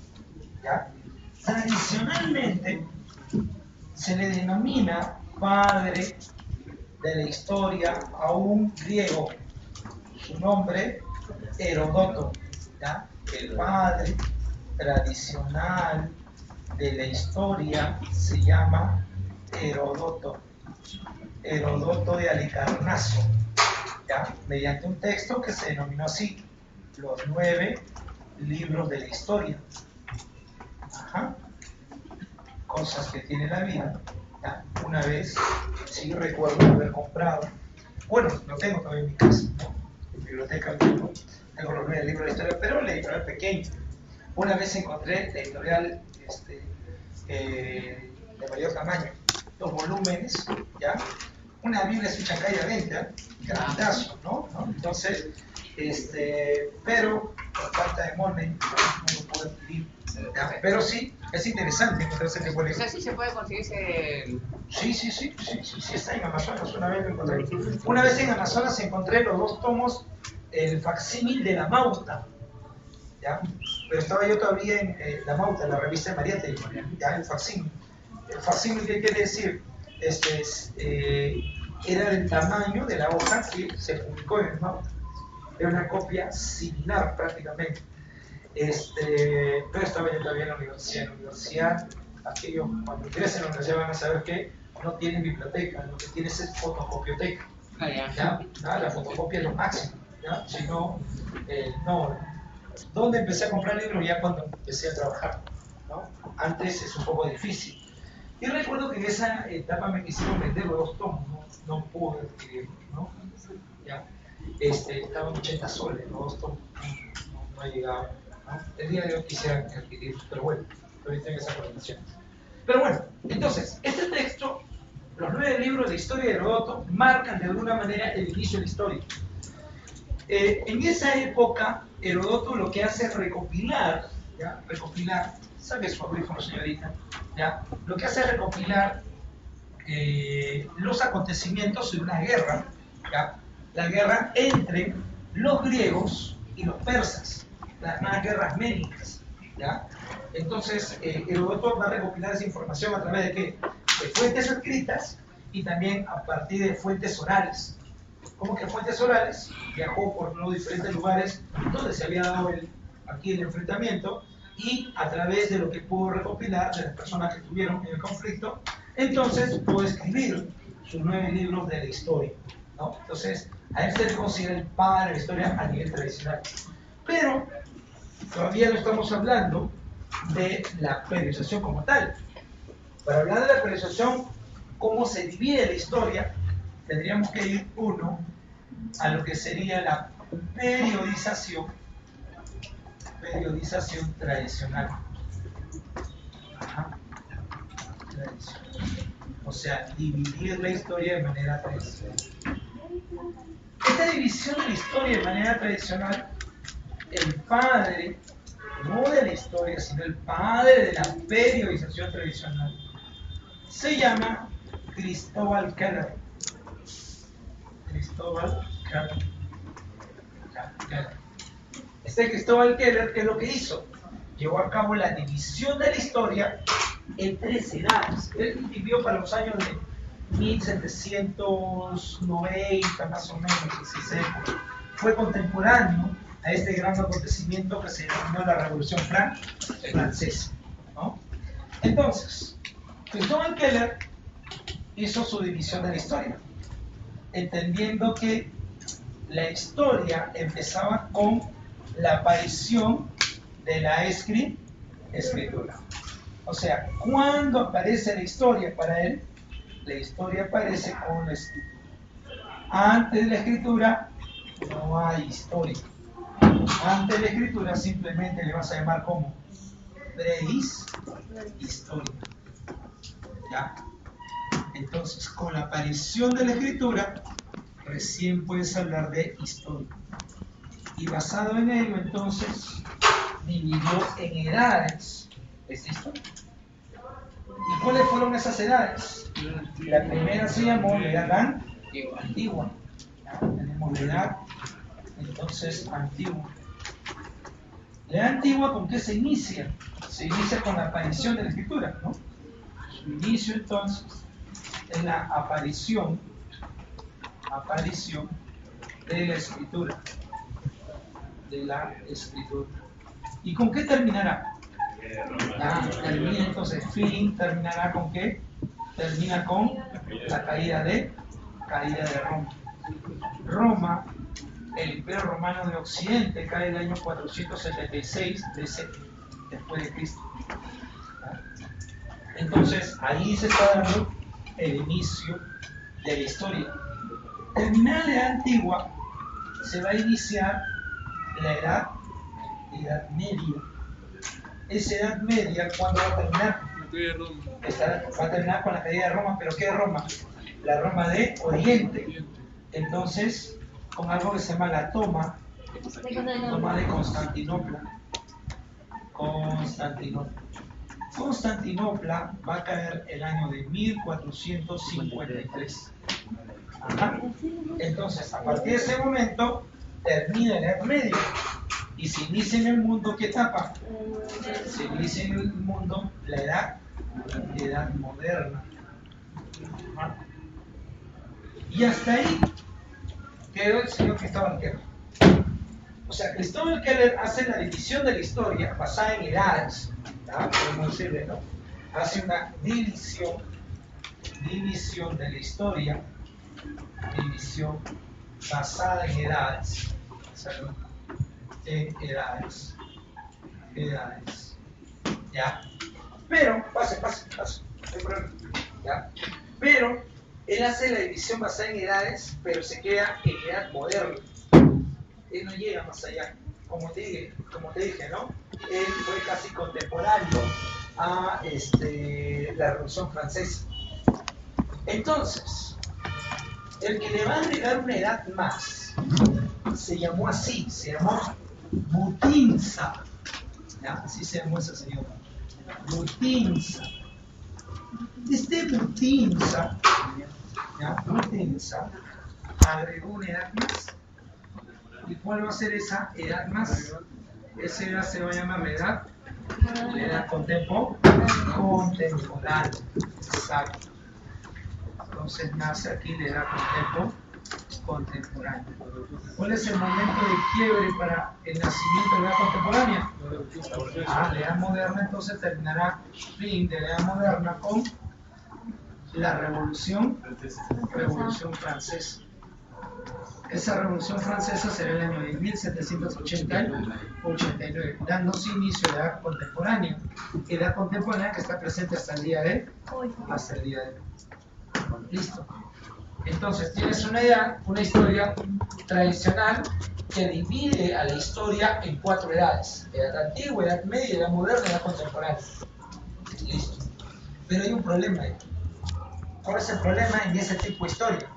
El problema es que gran parte de los acontecimientos que están ahí presentes inciden principalmente en la historia de Europa.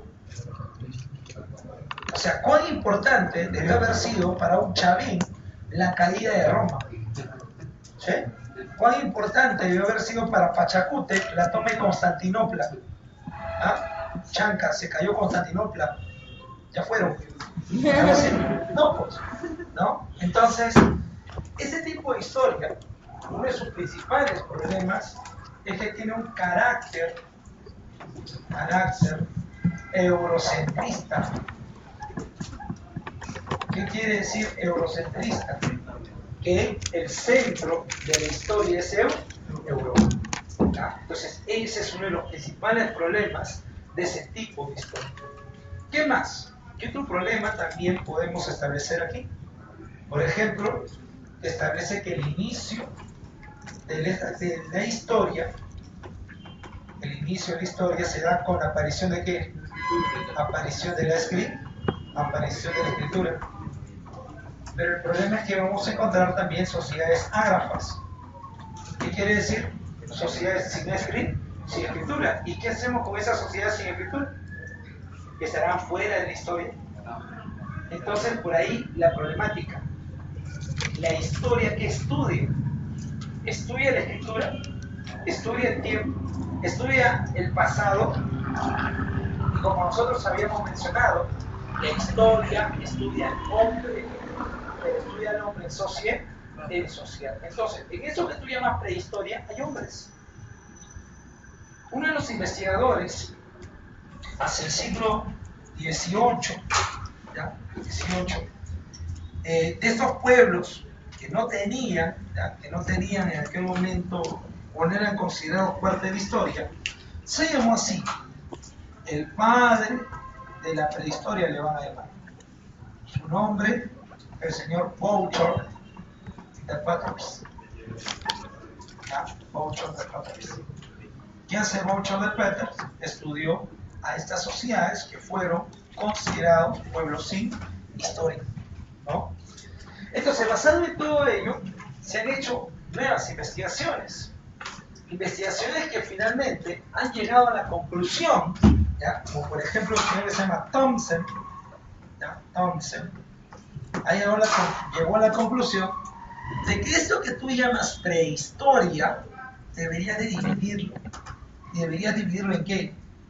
En edades. Edad de piedra. Si esta es la edad de piedra, entonces también habrá ¿qué cosa?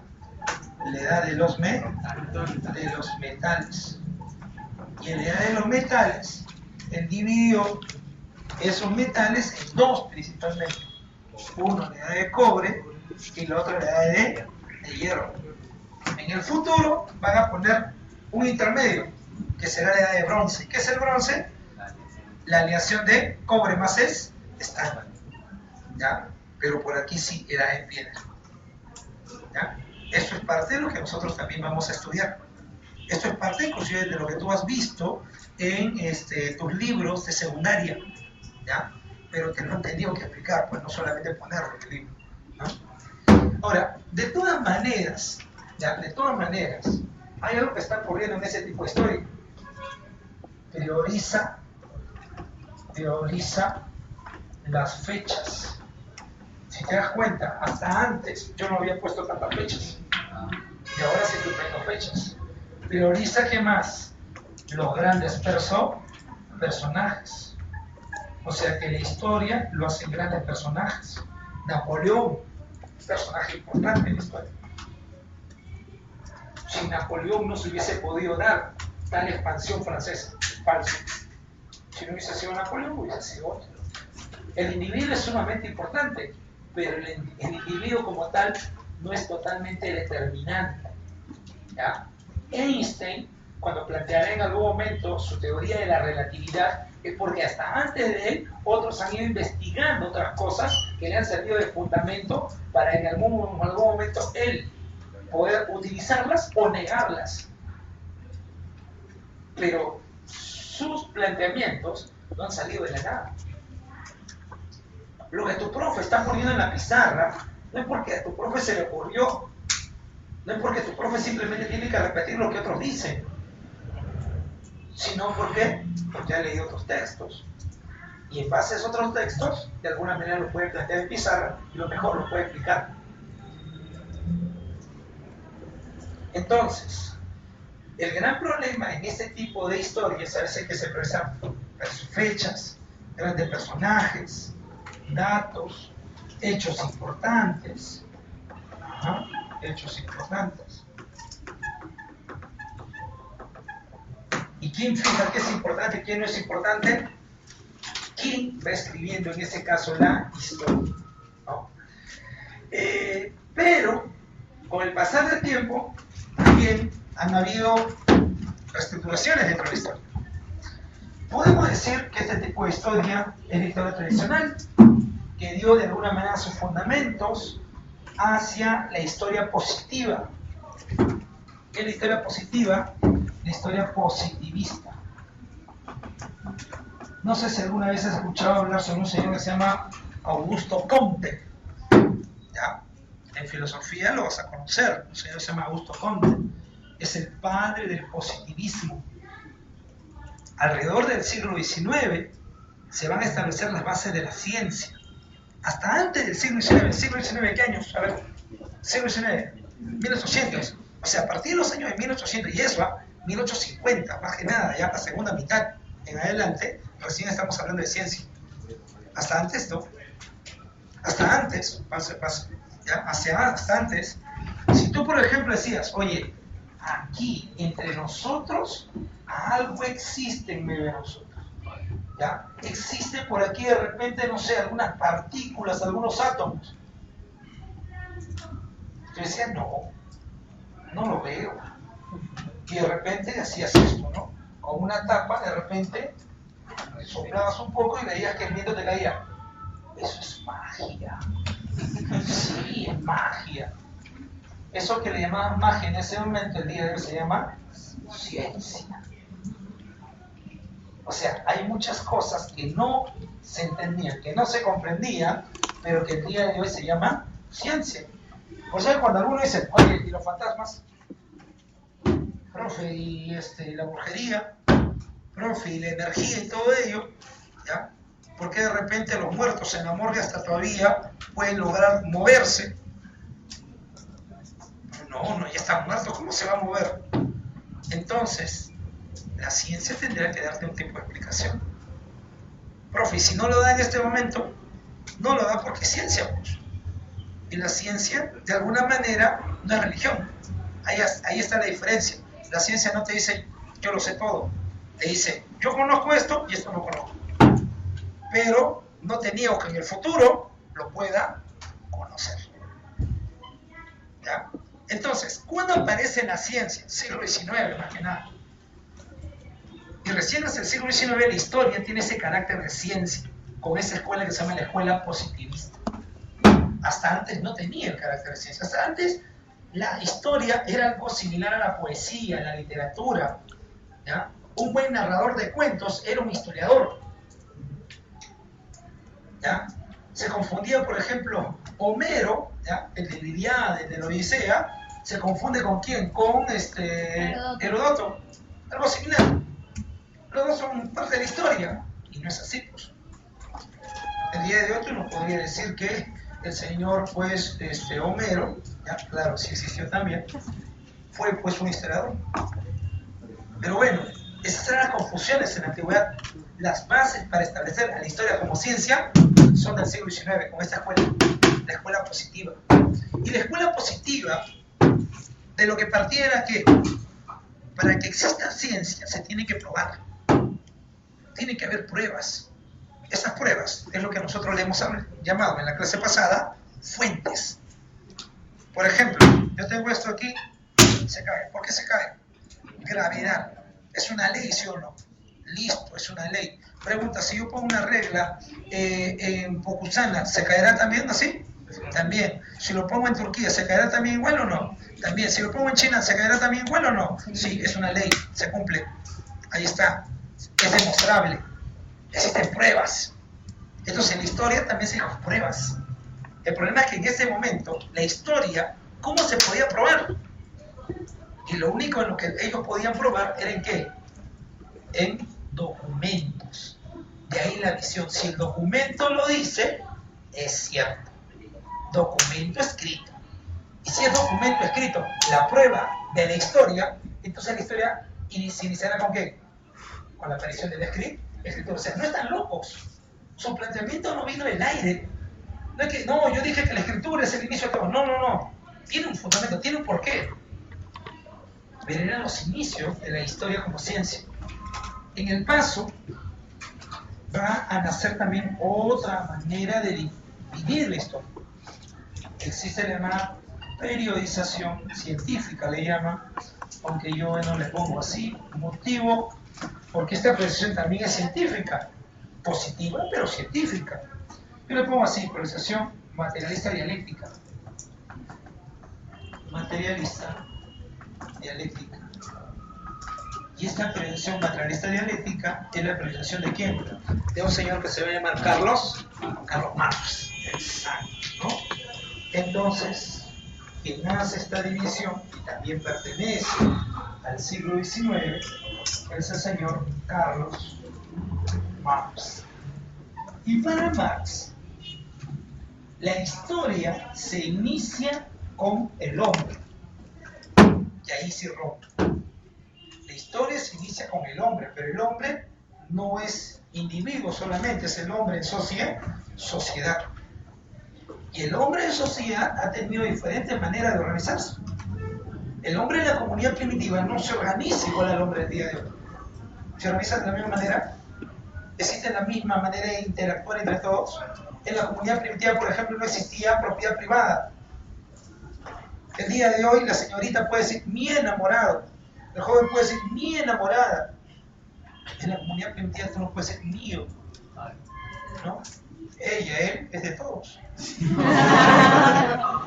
Es colectivo, no hay ningún problema. Y ahora imagínate los hijos, ¿ya? Entonces, todas las sociedades no se han comportado de la misma manera en todos los tiempos. Entonces, la base de esta actualización, ¿cuál es? Son las relaciones económico-sociales. Son las relaciones económico-sociales las que me van a ayudar a entender cómo esta sociedad va cambiando. Y si queremos buscar una ley, algo así como la ley de la gravedad para la física, tenemos que buscar una ley universal, una ley para todos los tipos de sociedades, no solamente para Europa, no solamente para Asia, no solamente para América, sino para toda la sociedad en conjunto. Y bueno, la base de esto va a ser la ley de la contradicción. ¿Ya? Dice que en la naturaleza existe la contradicción, ¿ya?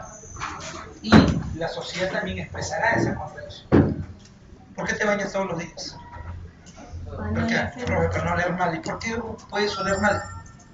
Profe, porque hay células, pues aquí hay carquita, profe, ¿no? ¿Ya? Hay células muertas. Esas células muertas primero han tenido que estar vivas. Pregunta, pero si mueren células todos los días en tu cuerpo, entonces te están muriendo. No, profe, pero también otras están naciendo, las están reemplazando. Entonces en ti hay vida y muerte. Tú no podrías entender la vida sin la muerte sin la vida. Es contradictorio y los está uniendo. Tú no puedes entender el día sin la noche. Tú no puedes decir día y no entender la noche. Están unidos. Entonces son contradictorios, pero son uno solo también. Entonces dice, la sociedad como tal también tiene esas características. Están unidas. Hay algo contradictorio que los une y que ayuda a movilizar el desarrollo social. Y en ese desarrollo social encontramos algunos estadios, algunos tipos de sociedad elementales. Por ejemplo, lo más básico será la comunidad primitiva. El momento en el cual existe una sociedad totalmente igualitaria. ¿Cuándo se rompe la sociedad igualitaria? Con la aparición del esclavismo. Y del esclavismo, feudalismo. Y del feudalismo al capitalismo. ¿Se terminó la historia ahí? No, continúa.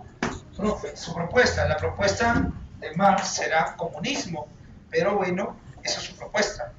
Más allá de eso, estamos en una sociedad capitalista el día de hoy y no podemos decir que es eterno. de acuerdo a entender que la historia es progresiva, ¿ya? Y eso no tiene nada que ver con que el pueblo sea revolucionario, lo que tú quieras, ¿no? Ahora, comunidad primitiva, esclavismo, feudalismo, capitalismo. ¿Dónde aparece la explotación del hombre por el hombre? Esa explotación aparece a partir del esclavismo. A partir del esclavismo puedes hablar de explotación del hombre por el hombre. Hombre por el hombre. Profe, y eso de esclavismo, feudalismo, capitalismo, ¿cómo se le llama también? Todo esto se le llama así, los modos de producción se le llama. ¿Ya? Estos son los modos de producción. En la comunidad primitiva, la contradicción principal, ya que hablamos de contradicción, la contradicción principal será hombre-naturaleza. ¿Qué quiere decir? El hombre y la lucha por sobrevivir. Y para poder sobrevivir tiene que arrancarle, ¿ya?, los medios para sobrevivir a la naturaleza. En cambio, en el esclavismo, la contradicción principal será esclavista-esclavo. En el feudalismo será señor feudal-siervo. Y en el capitalismo será, ¿qué cosa? Burguesía, proletariado. Profe, ¿y eso cómo es? Bueno, eso nosotros lo vamos a desarrollar en una próxima clase.